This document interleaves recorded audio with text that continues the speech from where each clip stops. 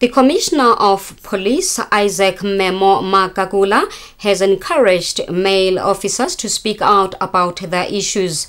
The Commissioner said this during the launch of a healthy campaign of the police. We have a report.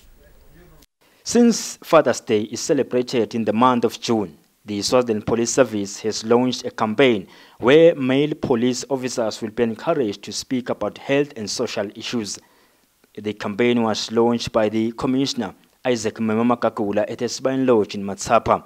The Commissioner means no words when he said police officers who imbibe in waters of immortality and get behind the steering wheel are a disgrace to the force. The campaign will also feature dialogues that will be rolled out for police officers stationed in the Manzini region throughout the month on various schedules.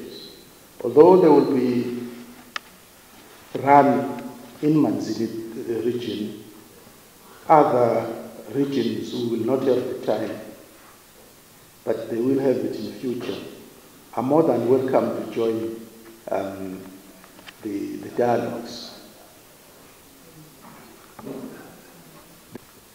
And will be facilitated by various stakeholders in the health and wellness sector to allow officers to discuss issues that affect their health and well-being. For instance, it is us as men who are very much abusive and beating women. The Ministry of Health was represented by the peer Simon Zwane, who said if there can be behavioral change in all men in the kingdom, it has to start with male police officers.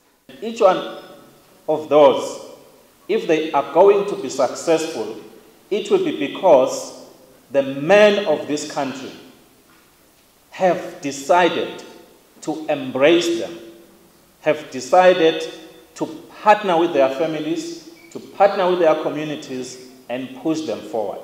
It seems the dialogues have been launched rather at the right time because these days police officers are not only fighting criminals, but they are now fighting against each other.